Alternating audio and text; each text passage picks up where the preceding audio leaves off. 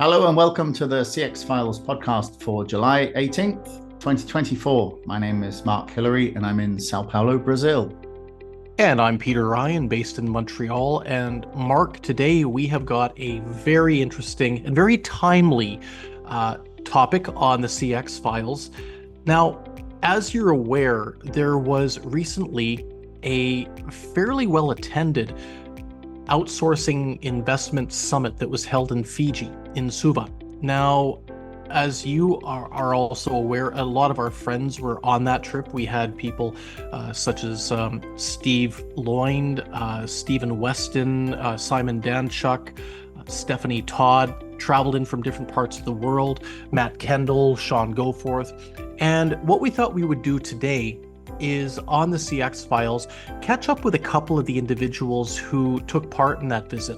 And that's why we're so excited to be welcoming Dan Castilla, who is the CEO of Alliance BPO out of Hermosillo in Mexico, as well as Stephen Peattie, who is the director of Kinetic GB. He's based in the Midlands in the UK.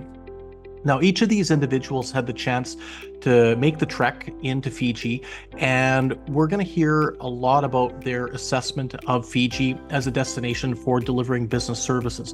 What did they feel based on what they saw? What works in Fiji? What makes Fiji a compelling value proposition? And potentially what some of the limitations or obstacles might be to delivering business services from Fiji. Yeah, okay, that definitely sounds like a great insight. I think that Fiji's been kind of off the radar because it's actually just so far away from the customers in places like Europe and the US. So I think it was definitely a good idea for them to bring the analysts over. And I do remember, it's not that long ago that everybody was over there, and people like Matt and Steve were sending me text messages about, the length of the journey from Washington, D.C. down there.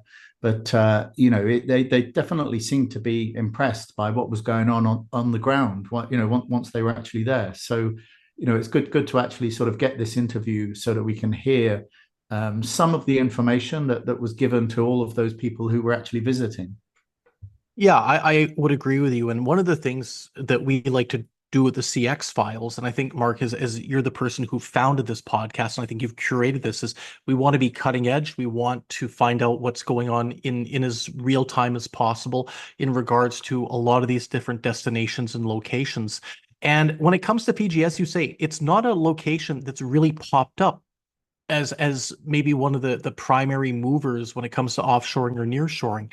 And we do know that there have been some really good deployments, some really good work being done out of Fiji for some time. MindPearl's been operating there for several years, as an example. I think it's being viewed mainly as a destination for the Australia, New Zealand, maybe Singaporean markets.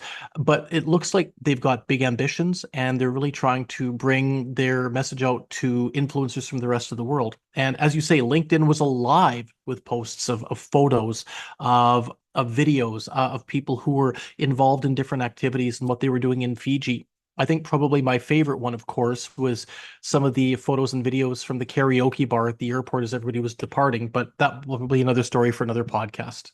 Yeah, yeah. And I think that, one of the obvious things that people would ask is, how do you get people? How do you hire people on a small island? But I can remember that a couple of years ago, I was talking to some teleperformance agents here in Sao Paulo, and they had previously worked for MindPearl. So, clearly they are attracting people from places with particular language skills, who want to just go and spend a couple of years living in Fiji and enjoying the environment there. So that I found that very interesting. Absolutely. Well, I think probably we should head over to the interview with Stephen and Dan to find out what their thoughts were in regard to Fiji and where they see it sitting in terms of the global BPO destination delivery points.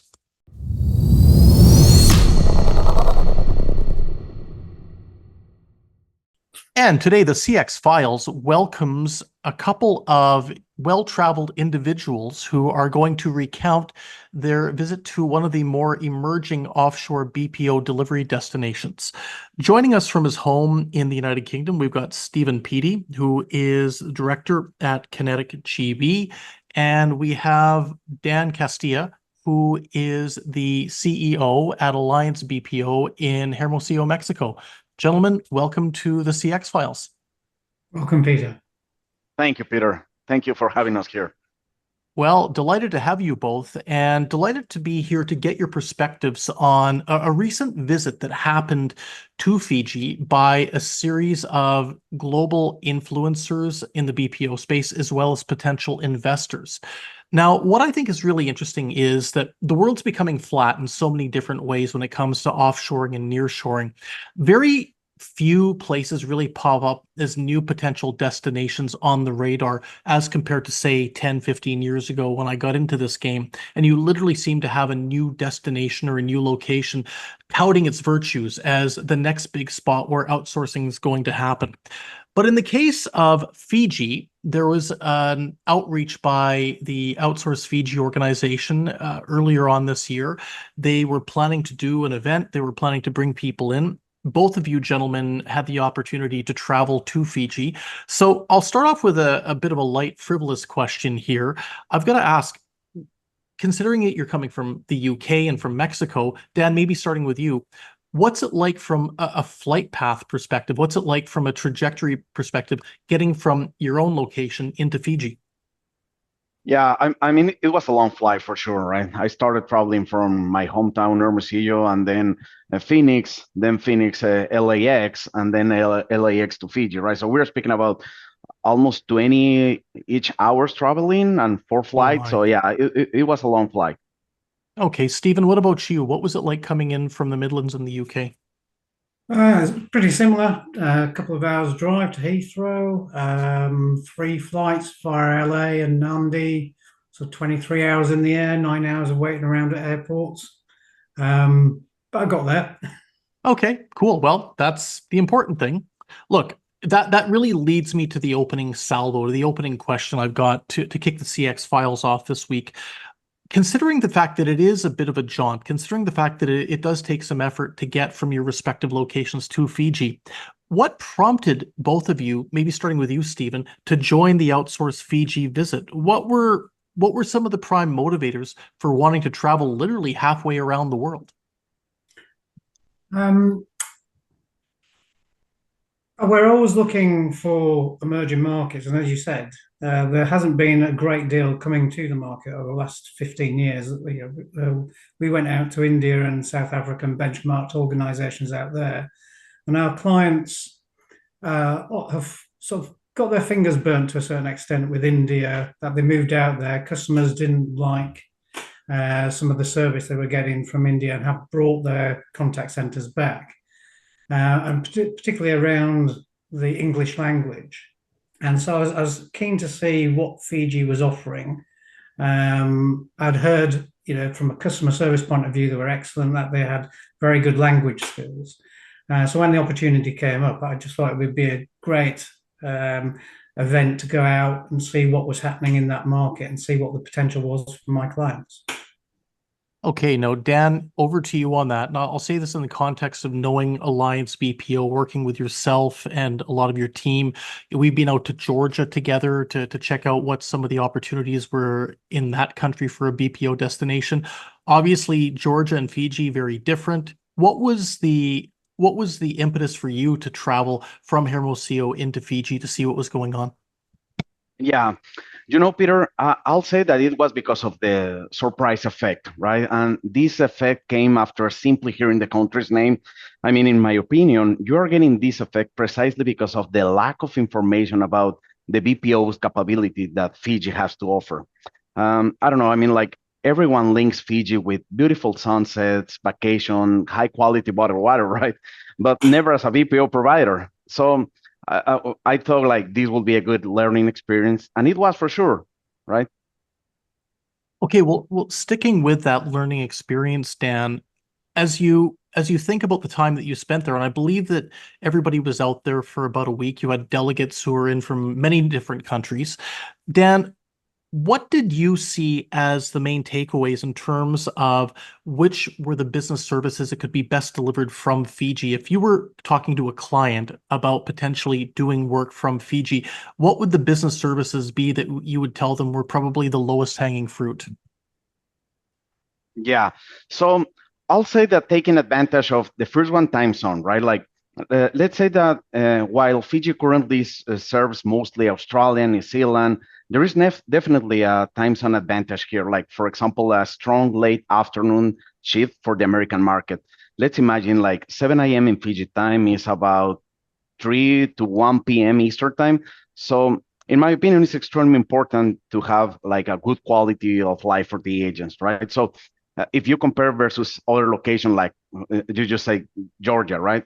So having agents during the morning shift in Fiji versus overnight shift in Georgia is always going to be better, right? So probably you can start thinking about having a small in-house operation during regular business hours and use Fiji as an overflow center for those after hours. So that will be the first one, take advantage of the time zone. Now, the second one will be, going back to your specific question, I'll say that there is a solid combination of good soft skills and hard skills, right? Which, in my opinion, is not a common thing. On one side, you have a very customer service oriented people, because I mean, at the end, Fiji is so involved in tourism that the people there have developed like a strong customer service approach, which you can feel it on the day-to-day transactions, right? So if you combine that soft skills with hard skills like the IT skills that they have over there, we can start thinking about probably tier one tech support will be a very good operation to have there.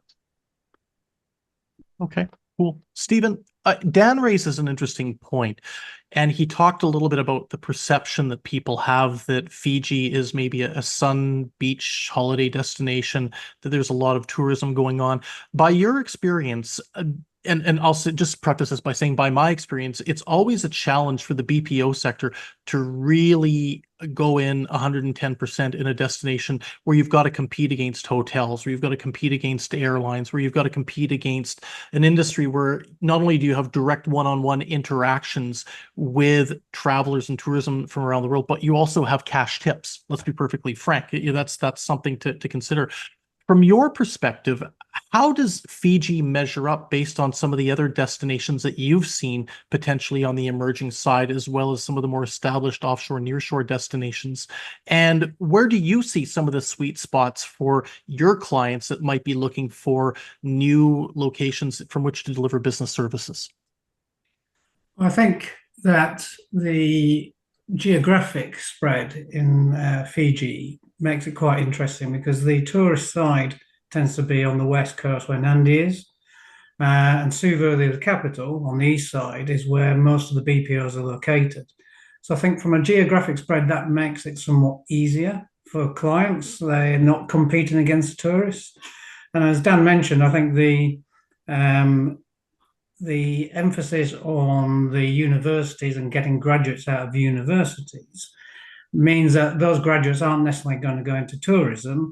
They're, I think, suitable for IT, accounting, payroll, those kind of back office type functions. And then couple that with the time difference from the UK and EU, which is 11, 12 hours, you could provide 24-hour support. I think there is a danger, though, for Fiji in that if they are concentrating a lot of BPO resources around one area, then that raises a risk. And what they're trying to do is be cost competitive. Where you get large concentrations, you tend to see costs start to rise because people will move maybe for 50 cents, maybe for $1. But that then pushes your people costs up, pushes your other costs up, and then you no longer become cost competitive. We've seen it in other countries. So I think that's something they've got to be quite mindful of in going forward and trying to promote the island as a whole as a BPO operation.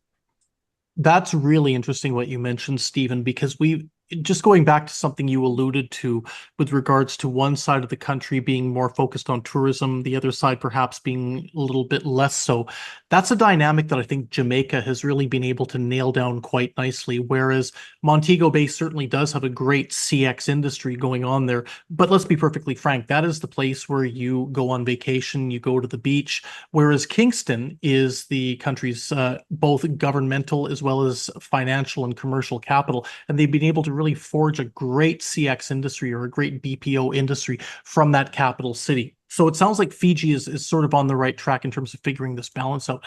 But Stephen, as I stick with you, you talked about something else that I think is really important, where people will lift and shift for maybe 25 cents an hour, 50 cents an hour. The Philippines, in the same neck of the woods as Fiji, well, I mean, broadly speaking, it's a pretty big part of the world. But that's where I think we've heard a lot of this type of behavior. There's been a lot of people guilty of switching from, say, maybe the 42nd floor in an office tower in Manila to work for one outsourcer. They go down to the 37th floor and they get another 25, 50 cents. So what would you say would be the strategy that companies in Fiji would need to insulate against this type of behavior? How does that happen? And in the net benefit, really benefit the client of the BPO in that regard? I think you've got to be quite dispersed in your BPO operations. If you look at where most of them are at the moment, they're either located in small suburbs, so they're attracting people from that local community, or they're busing people in from further afield. But I think that one of the developments that they put forward in their investment was to have this mega centre just close to one of the BPOs in Suva at the moment, which will house 15,000 seats. Now, the population of Fiji is very small. It's about 920,000 people, and employment's quite low. I can't see where they're going to get 15,000 people from in that one area. And if you're offering 24-hour service, you're talking 40, 45,000 people. That's not realistic. And they've got to be realistic about it, and they've got to plan for the future, because it will happen. People will move, costs will go up.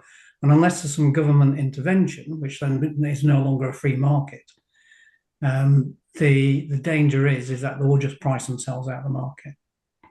And that is a huge risk. And positioning themselves as being able to construct, not just construct a facility, but fill a facility with 15,000 workstations. Dan, as you and I have discussed capacity issues, not just in, say, the onshore markets like the States or the United Kingdom or Canada, where I'm based, but also in places like Mexico. The days of being able to fill, even in large urban centers in a country like Mexico, fill 15,000 seats are very, very challenging. In your opinion, Dan, how does Fiji position itself to the rest of the world, where they can focus on the high quality services, like you were alluding to tech support as just an example, but also do so with regards to a sustainable workforce, as Stephen mentioned, so that you don't price yourself out of the market in that regard? Yeah.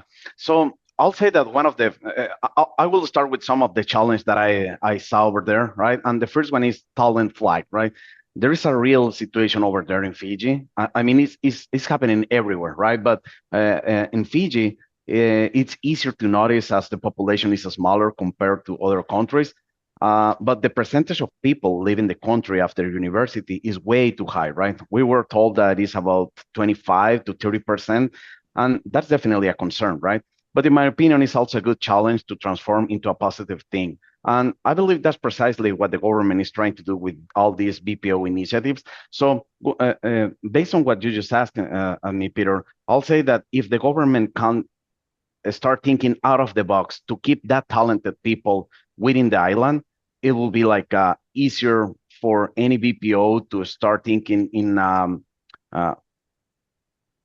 bigger operation, right? So again, if they can stop that talent flight moving to New Zealand, moving to Australia, they can start thinking about having bigger companies and not trying to keep like a strong salary policies, but it's going to be regulated just by people staying there, right?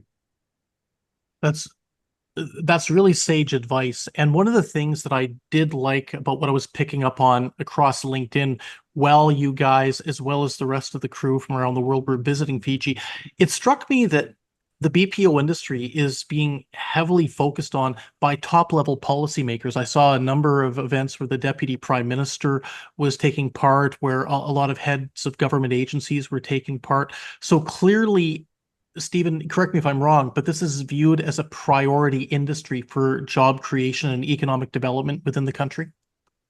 Yeah, that's true, Peter. I think the investment, not just in terms of finance, but the people that are involved, and the having outsourced Fiji and investment Fiji, I think is really admirable. And the ambition and drive that they have to be a BPO place to go is also admirable as well. But I temper that with what is the actual end goal?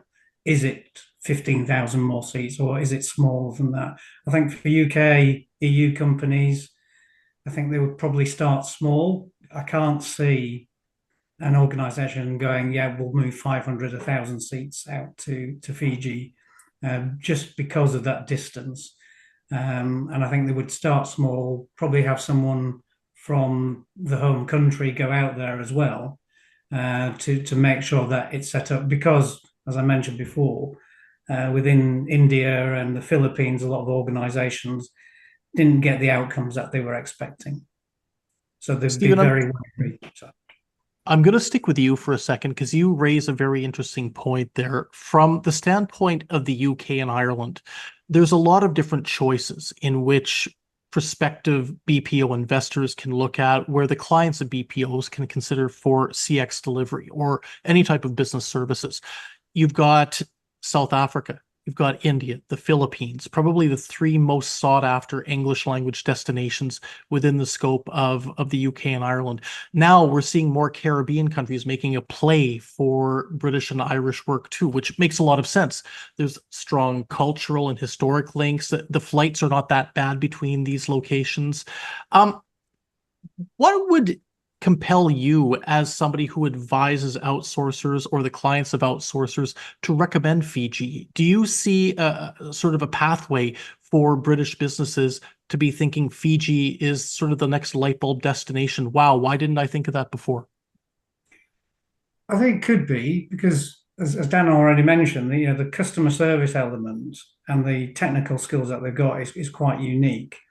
The accent is very neutral, so that really plays to UK and Ireland, and that's what put a lot of companies off, or customers off, I should say, when they went to India and the Philippines. They found the accent very difficult to understand. So I think that's a critical factor. I also think for any company looking at Fiji, you can't ignore the financial benefits that the government are offering. It reminds me of Ireland, suddenly in the 1990s, when it was promoting itself as a BPO island. Some of the tax breaks and the benefits that they're giving organizations and individuals within those organizations are huge. It was, in the time we were there, we didn't have enough time to really go into it, but it seems on the surface that, tax breaks for 13 years, depending on how many people you move to the island, or you have to working in your centre. So I think not just for BPOs, I think for any organisation looking to have an offshore site, you would obviously look at Fiji just from those tax breaks point of view, especially with the economies like they are at the moment. Guys, one of the things that I've really picked up on from my own travel over the course of my time in this industry, and let's be frank, it's a very global sector. We're very lucky to be living in a sector where we had the chance to visit some of these places. For me, a big selling point is, if I'm going to travel halfway around the world, I genuinely want to go somewhere where, when the work is done, I'll be able to have a little bit of fun, where I'll be able to get out, stroll around, visit a couple of pubs, go to some nice restaurants. And while there's a lot of places you can do this, there's a lot of other places that you might be a little bit more limited. And, Dan, you and I talked about some of the limitations in the past in places like certain countries in Central America as an example. from the standpoint of Fiji, and Dan, I'll lead off with you on this one. How did you find that leisure nature for a business traveler after hours or on the weekend? Is this the type of location that if you're going to be setting a contact center up or working to establish operations over the long term, you'd be able to have a little bit of pleasure as well as balance it out with the work?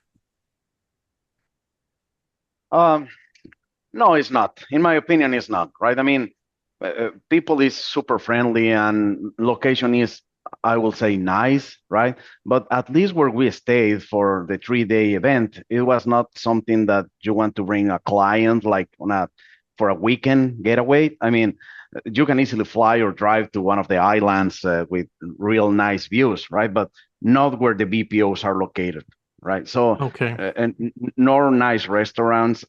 I mean, super standard restaurants, right? It's not like a leisure stop with clients or I don't know, a high manager that you want to fly over there. No, I mean, you can live there and it's going to be fine, but it's not like a selling point for sure, in my opinion. Okay, Stephen, what was your impression just in terms of that balance that Dan was saying, that maybe where the BPO location isn't necessarily striking, but there might be access if you want to spend a little time traveling, you can find some pretty fun and funky places. I think you could if you go back over to the west coast. I wouldn't recommend driving. It's about a 4-hour drive. We worked with I worked with a client in Jamaica, based in Kingston. We went over to Montego Bay for the weekend. Similar type of drive. It's a lot longer than you think it's going to take. So there is that option, and there is that option for that internal flight. But would you want to be doing that all the time just to be in nice beaches and so on? So Suva's not got any beaches. It's not a horrible area, but it's a very business-like area. And as Dan said, that there aren't a huge amount of top-end restaurants that you would go to unless you're going to go to some of the hotels. Okay, cool. Well, gentlemen, great to have you on the CX Files. We really thank you for your candor. One of the things that our listeners appreciate is the fact that the CX Files brings all sides to a story. It's great that you spent the time that you did in Fiji and that you're able to relay your impressions and your thoughts back to us and to the listenership around the world. So truly appreciate your time today and look forward to hearing about your further adventures as they come about. Thank you, Peter. Our pleasure, Peter. Thank you.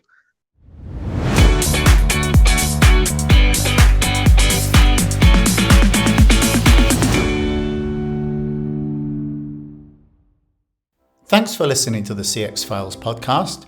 We really appreciate your feedback and suggestions. You can reach myself, Mark Hillary, or Peter Ryan via LinkedIn. Please also leave a rating or review on your favourite podcast provider, as that helps more people to find us. As always, we'd like to thank Chris Haig at Traction Media for the CX Files graphics. See you next week.